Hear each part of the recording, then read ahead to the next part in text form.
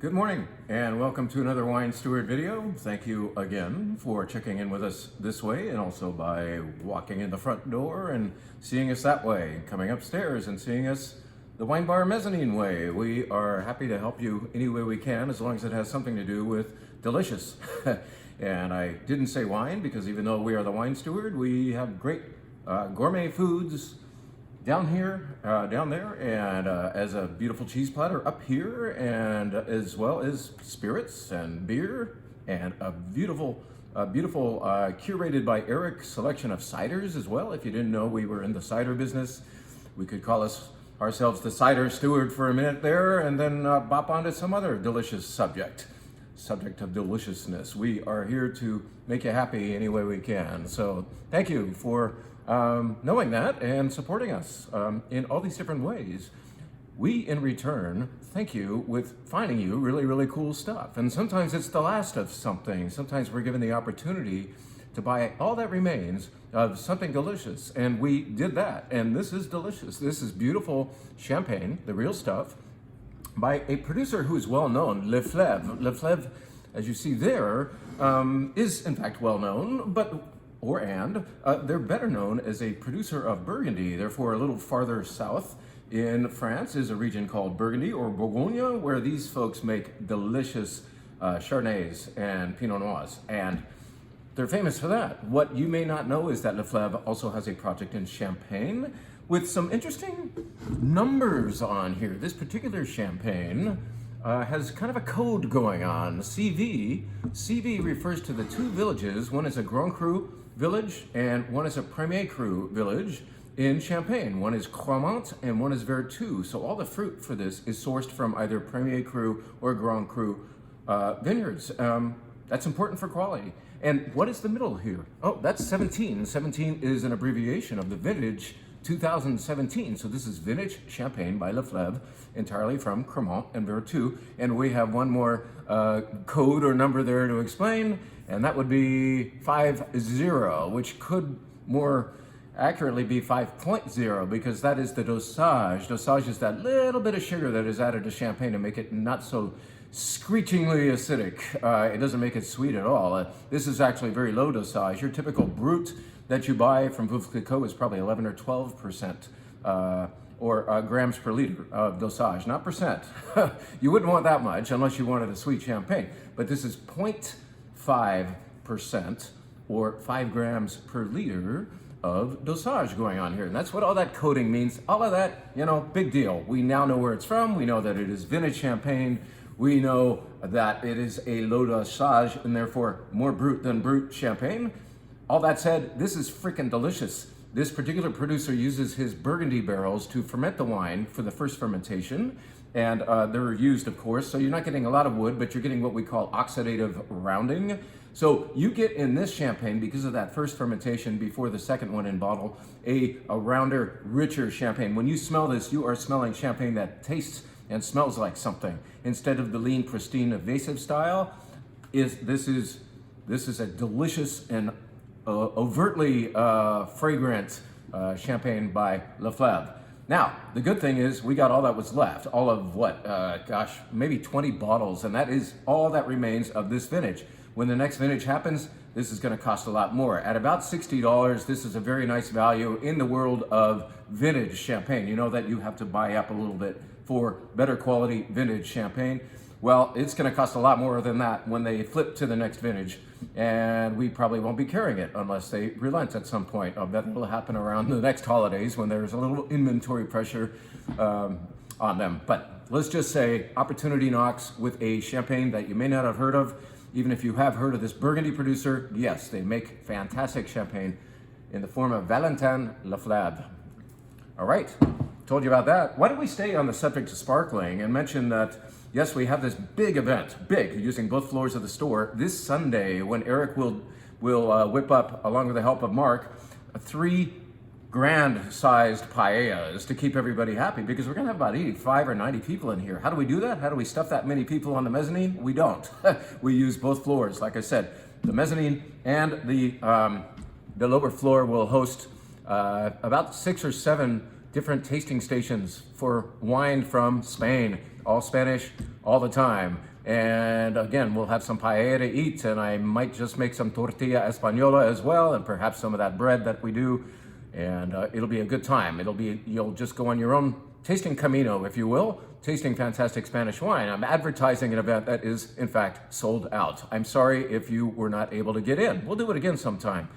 In the meantime, the wines that we're pouring, they're not exclusively for the people attending that night. The remains thereof will go onto the shelf. We will reorder our favorites. And so whether it's Priorat or Rioja or Rioja or Rioja, because there will be several of those, or Ribera del Duero, or Calatayud, or I said Priorat, didn't I? How about Cava? Let's tell you about this. I believe we're going to offer a tasting station devoted entirely to sparkling wine, because the best way to know how good sparkling wine is to taste it in the context of others, like to have several in a lineup. So we are in fact going to have 2 levels of cava from this producer, and this is glorious. This is a cava reserva, I believe. Let's see. It's priced like a reserva. Yep, it is brut reserva, which means it spent more time in the bottle during that second fermentation than is required for basic cava. So we will have their basic cava, which is actually excellent. Montmarsan is this producer, and then this higher up. And higher up is not even champagne pricing. This is gonna retail for about 30 or maybe a little bit less that night when you get special pricing. I just want you to know that there is such a thing as reserva cava that is better, and you will tell by the texture and the bubbles going on in here that this is the fine stuff. So 2 cavas from Montmarsan. What else is gonna happen? We will pour a Corponat, which is kind of a name representing a defection of certain producers of cava to declare that they make better cava, and they don't want cava to be on their bottles anymore. They think that's kind of stigmatic for the quality of wine they're making. So Corponat is this term for a smaller group of people who have left the cava name behind in order to say there is such thing as really good sparkling wine from the Penedès near Barcelona, and we are those making it. So I don't have that bottle here to show you, but that will be poured as well.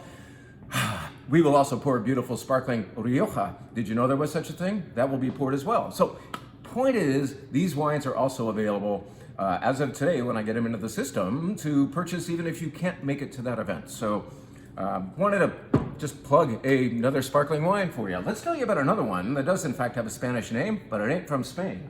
This is in fact what we are pouring on our wine bar this weekend, and what I already poured in this glass here. You notice that this is just a simple white wine glass. I didn't even get a fancy flute out because this is not fancy, but it's very good, and it's very interesting too. This is called Estelado by Miguel Torres, and it is in fact from Chile, from the Maule Valley of Chile, the western part of that valley near the coast, where you can make very good sparkling wine. And you can, of course, make sparkling wine out of any grape that is grown, but they choose to use the first grape ever to come to the New World.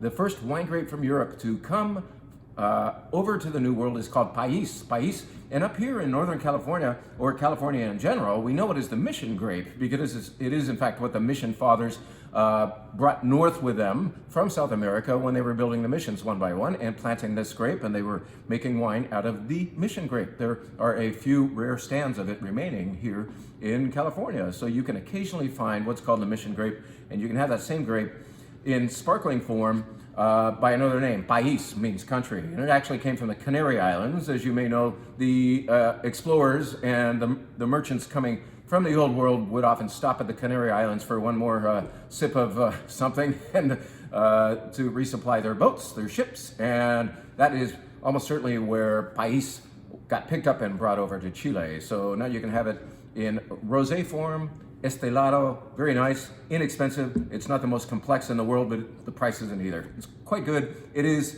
being told about because it's the sparkling wine of the week. So you can actually have this at the wine bar this weekend. Boom.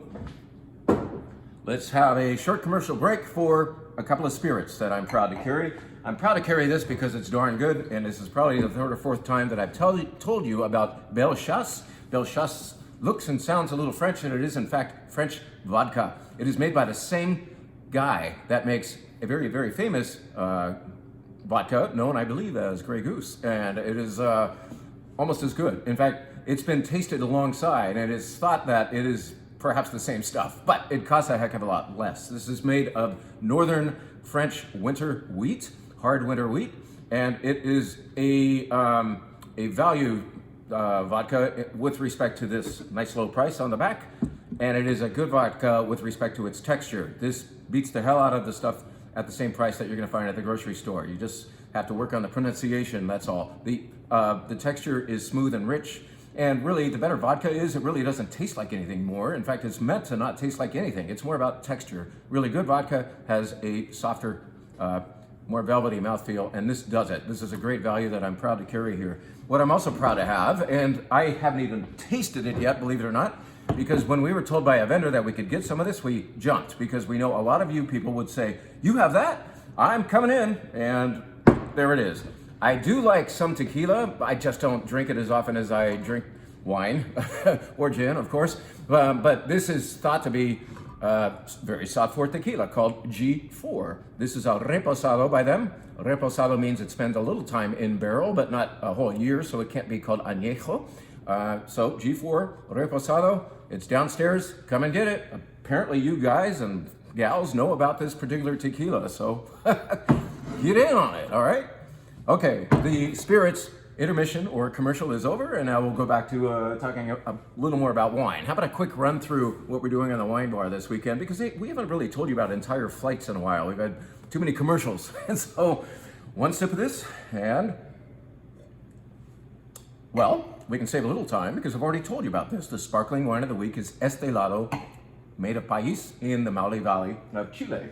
And of course, we have a white wine flight, beginning with Herencia Altes. This will in fact be poured at the Spanish wine event this Sunday, but I couldn't wait to get it open, so it is represented in the flight as well. This is Garnacha Blanca, meaning Grenache Blanc, from where that grape was apparently born, where Grenache red Grenache originally mutated to a white. Like all of a sudden there's a grapevine out there that's growing white grapes in the middle of a red Grenache vineyard, and that's a mutation. And so we isolated that. We took cuttings off of that vine and got more and more Grenache Blanc, or Garnacha Blanca, we should properly call it, because it was born in Catalonia, just south of Barcelona, here in Terra Alta. Very refreshing, good stuff, the new vintage of something you've already liked before.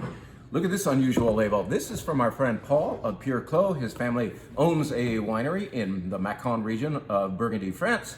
And this is, in fact, it's kind of dark in here and you might not be able to tell it's white wine. This is 100% Chardonnay done entirely in cement vat. And so it's saw no barrel, therefore it's lean and refreshing and just dazzling, on the leaner side, kind of Unbauer, if you will, Chardonnay. And it's nice to drink on a warmer day. Very crisp Chardonnay, right there, boom. And why not have something with a skosh more room in the seat and thighs, as the old Levi's for Men commercial used to say.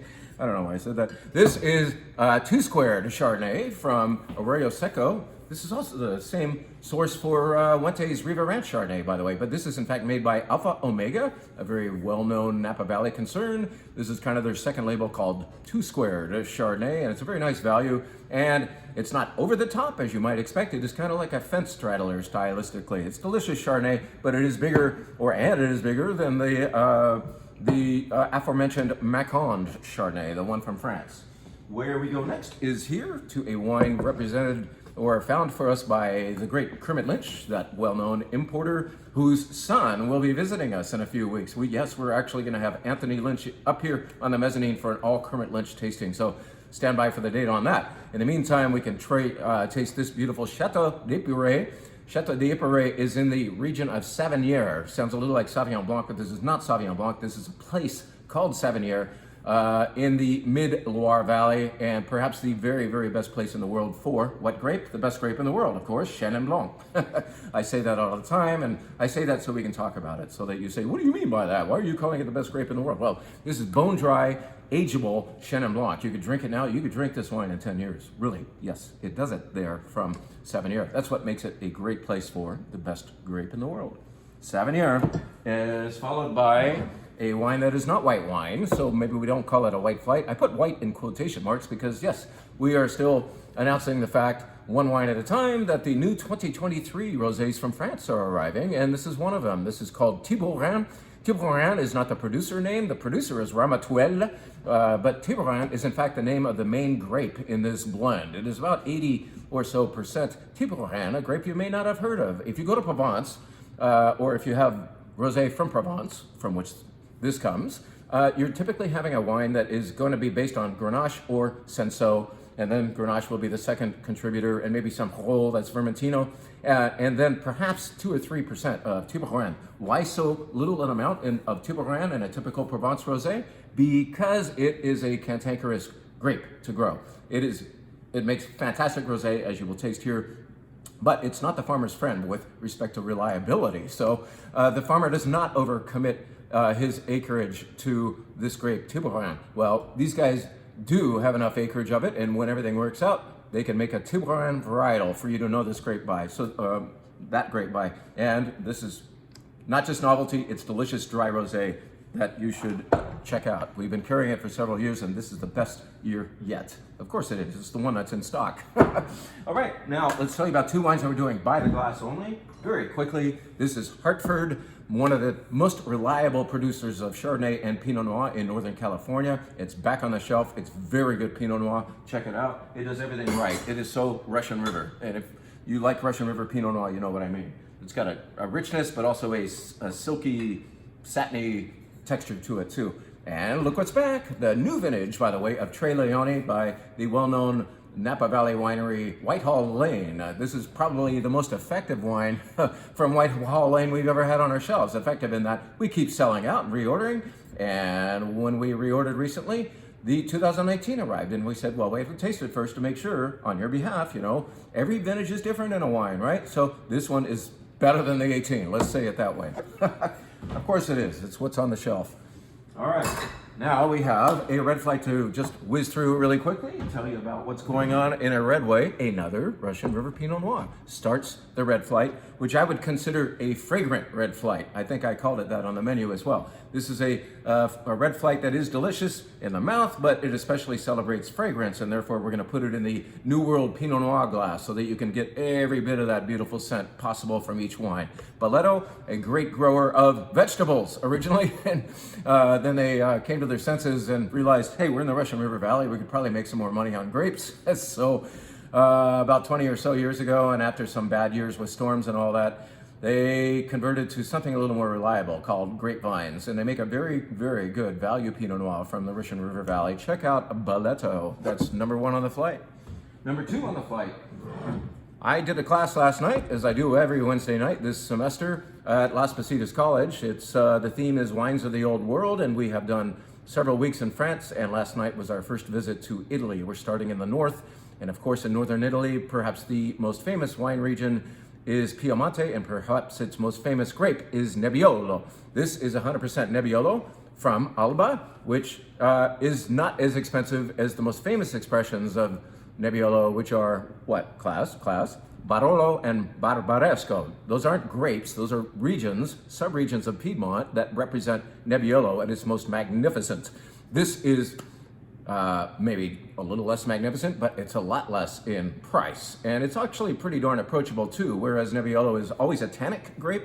This is a little more svelte. So I'm even going to recommend this to be poured by the glass to our friends out at Terra Mia restaurant and see what they think of it. They've been looking around for a less expensive Nebbiolo. They have a good Barolo by the half bottle out there that you can check out, but we don't always want to spend Barolo amounts of money for a good Nebbiolo. So this is a nice opportunity. Maybe they'll pick this up. In the meantime, we have it, and the Las Positas class enjoyed it last night.